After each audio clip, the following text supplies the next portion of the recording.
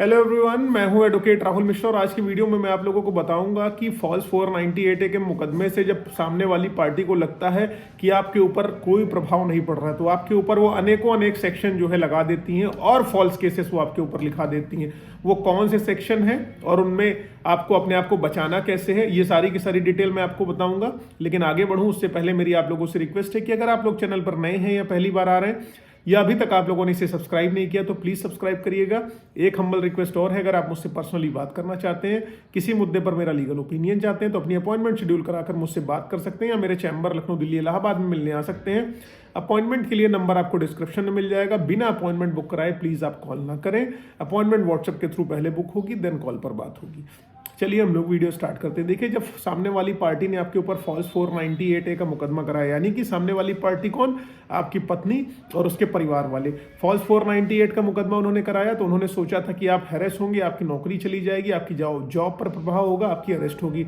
लेकिन इसमें कुछ ऐसा हुआ नहीं, ना आपकी अरेस्ट हुई, ना आपकी जॉब गई, ना आपके ऊपर कोई फर्क पड़ा। आप केस को अपने एंजॉय करते रहे।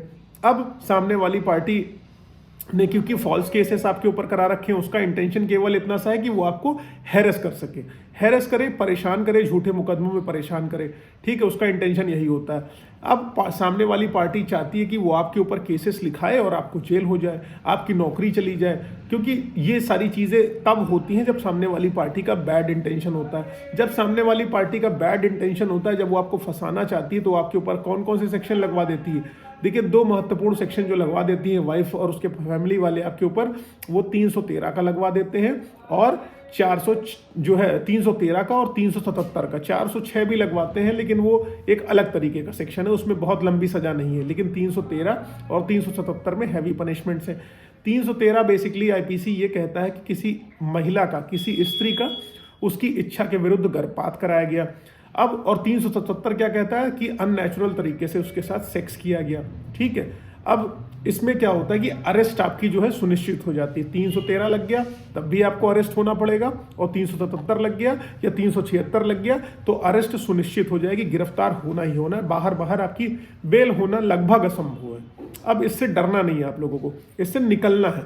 इससे निकलना कैसे, वो मैं आप लोगों को बताऊंगा कि निकलना कैसे। देखिए, अब जैसे आपकी पत्नी ने आपके लिए लिखाया कि उसकी इच्छा के विरुद्ध जो है गर्भपात कराया गया, लेकिन आपको पता है कि वो कभी प्रेग्नेंट ही नहीं हुई है। ठीक है, तो गर्भपात कैसे होगा, तो आप जो आईओ है, इन्वेस्टिगेटिंग ऑफिसर है, उसको बताइए कि शी हैज़ नेवर गेन्ड जो है pregnancy, she never obtained pregnancy, उसने कभी कंसीव नहीं किया, she was not never pregnant and she is saying कि उसका गर्भपात हो गया।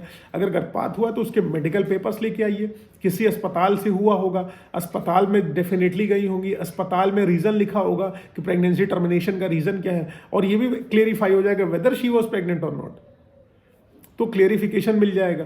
और जहां पर सामने वाली पार्टी ने झूठे मुकदमे इस चीज़ के लिखाए होंगे, उसके पास कोई पेपर नहीं होंगे, वो कह देगी पेपर गुम हो गए या पेपर खो गए हैं या मिल नहीं रहा या चोरी हो गया या बारिश हो गई, गल गया, इस तरीके की चीज़ें कहेगी, क्योंकि हुआ ही नहीं ऐसा। आप आईओ को बोलिए ऐसा कुछ भी नहीं हुआ, अगर हुआ है तो मेडिकल मुझे दिखाएं, मेडिकल सबमिट करें, बिना मेडिकल के आप मुझे अरेस्ट ना करें।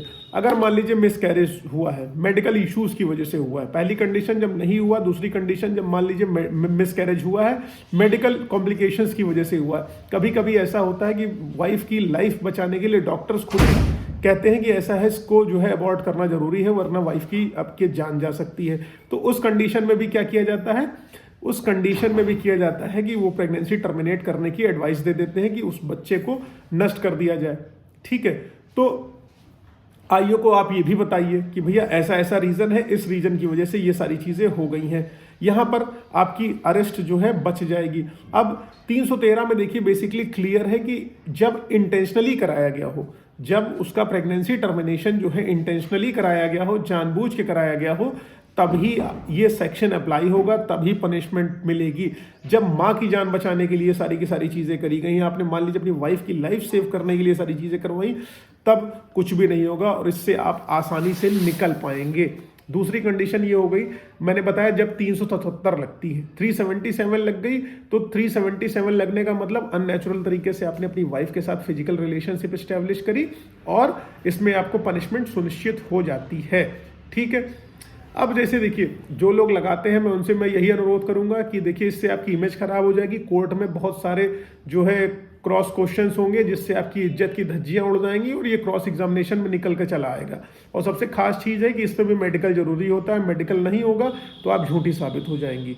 इसलिए ऐसे कोई सेक्शंस और एलिगेशन न लगाएं जिससे आपके मान सम्मान प्रतिष्ठा पर ही जो है आँच आ जाए। और आईओ ही बहुत कुछ आपसे पूछेगा, मेडिकल एविडेंस की बात करेगा और ये सब कुछ आपके पास होगा नहीं तो आपकी इज्जत घट जाएगी और कोर्ट में आपके ऊपर झूठा मुकदमा लिखाने की कार्रवाई भी हो सकती है। उम्मीद है ये सब आपको जानकारी समझ में आई होगी। और एक सेक्शन और लगता है 354 भी फैमिली वालों के ऊपर लगा दिया जाता है, तो 354 में भी अरेस्ट सुनिश्चित लगभग हो जाती है। तो उम्मीद है आप लोगों को ये जानकारी समझ में आई है। अगर ये जानकारी आप लोगों को समझ में आई है, इस वीडियो से कुछ आपका लाभ हुआ तो प्लीज़ लाइक शेयर सब्सक्राइब करना। साथ ही साथ अगर फेसबुक इंस्टाग्राम ट्विटर पर आप लोगों ने मुझे फॉलो नहीं किया तो प्लीज़ आप वहाँ फॉलो करना। और कोई भी प्रॉब्लम हो तो you can directly contact me, but you will have to schedule your appointment. Thank you so much. जय हिंद, जय भारत।